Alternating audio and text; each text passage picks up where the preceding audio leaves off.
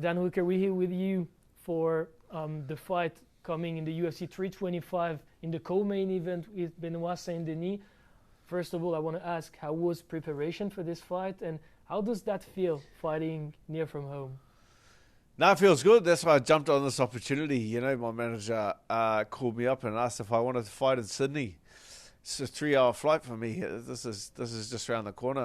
It's like a hometown fight without the pressure. So I jumped up the opportunity. Well, I asked 3 rounds or 5 rounds. 3 rounds. I said, count me in, baby. And it's been great to turn it around. Still fit. Like, the hard part about it is getting fit. Like, that's when you have long breaks between fights and you get unfit and you're not in the gym every single day. Then it gets a little bit more difficult. But when I went fight camp to fight camp, straight back in the gym, straight to hard work, and I was still fit the whole time. So this one's, it's been really good. But can you please get into details how this fight was made? Because we've asked Benoit when he was told about this fight, because obviously the two of you guys fought not a long time ago, and it was officialized like really quick after your two last fights. Yeah, I was... It all did come together. Like, I knew that Volk was headlining this card, and I knew, like, they obviously need some, like, Paramount Plus, they got this new deal. They want to chuck some bigger name guys or guys that are going to get some attention. So they needed another big fight. So when this came together so quickly, I was trying to think, I was racking my brain thinking, whose fight did I steal? Because they must have had, like, another fight that was lined up, and the guys were just not playing ball or weren't agreeing to the fight. So I was thinking, whose fight did we steal? He obviously got a big knockout and really quick, and then I came out the day after the fight, and that's why I did it. That's why I called out Moicano, because I was like, I know he's going to chime back, and it's just me showing the fans that I intend to get back out there. I intend to compete again. I want to turn around and I want to fight on Australia. So as soon as the UFC heard that I was keen to back up and fight in Australia, best case scenario, obviously, BSD's only ranked a couple spots lower than me. He was on a good streak. He's a hungry young kid, big name. Pretty much, you're not going to get a better fight than that. What do you know about BSD, and when actually did you learn to know him? Because you're in this game, you're in this rankings since a long time, but he's much younger in this game than you. Yeah, he kind of kid came out of nowhere, like, and then I can see why. He's an exciting guy. He puts on exciting fights, and obviously, like with the sport just getting legalized in France and stuff like that, he's kind of leading that charge of that generation. So it's they're putting it. You guys have had a couple of UFC events there now. So he's just doing a good job, man. He's doing a good job. We know you're a warrior. You like that. And he's a warrior as well. What can we expect? This is going to be a mad fight. Yeah. I'm pumped for it.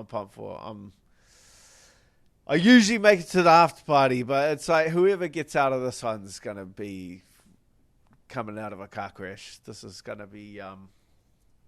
it's going to be a tough fight. It's going to be a tough fight. He's a tough kid. Like, and you reach that certain level...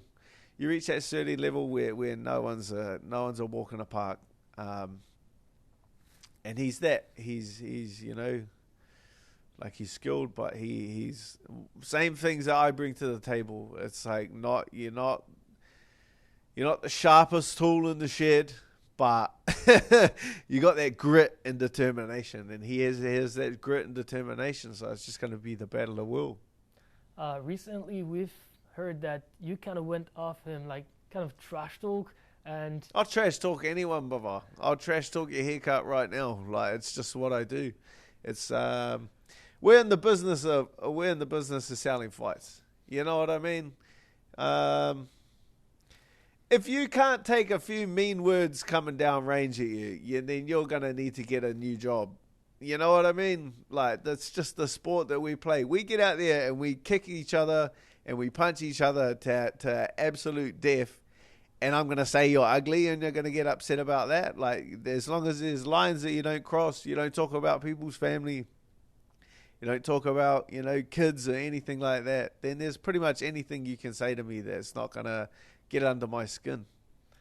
I said he's got a face like a smacked ass, I believe. I said the best side of him cobs the back of his head. What? He's going to get upset about that? He's not the best looking bloke I've ever seen in my life. You know what I mean? Yeah, you said like he's kind of nobody. He didn't knock out anybody but Darius.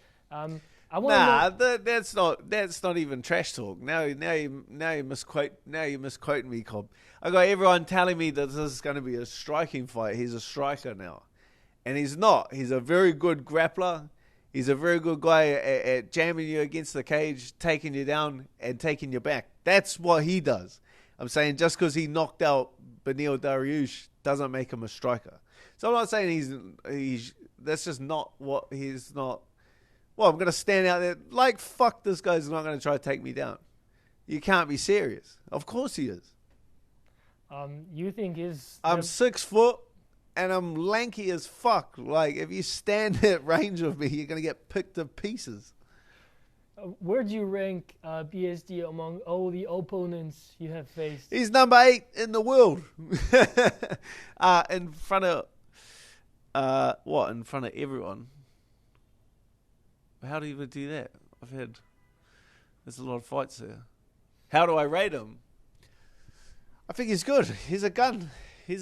I like this fight.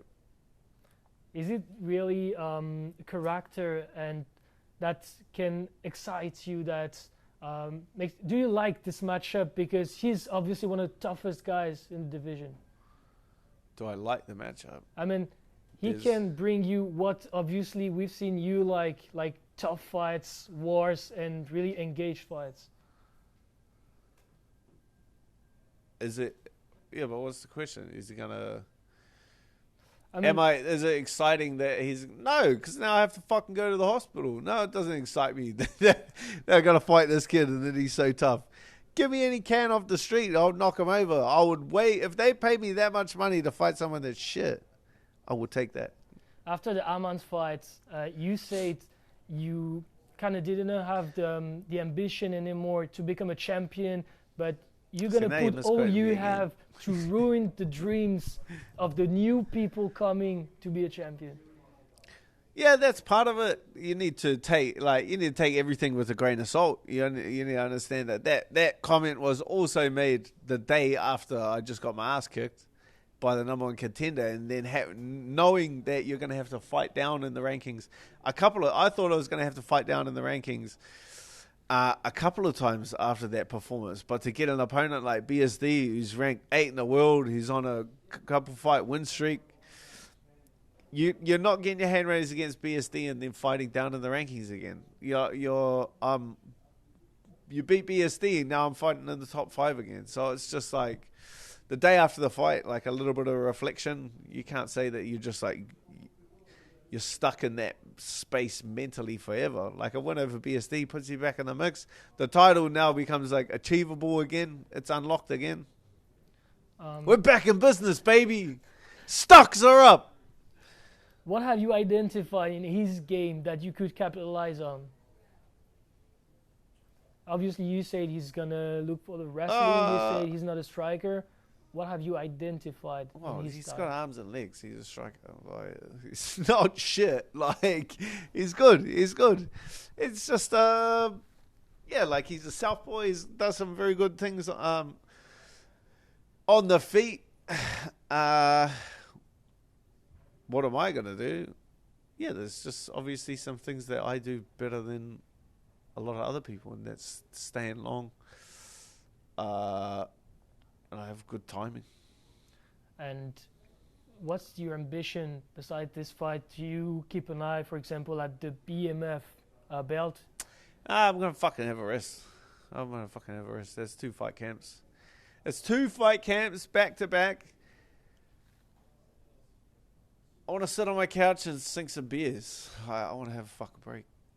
And to finish, what can we expect in this fight between you and Benoit Saint Denis? It's a Dan Hooker that doesn't care how bad you hurt him, because he's going to sit in the couch. He's going to sit on the couch and he's going to sink some beers.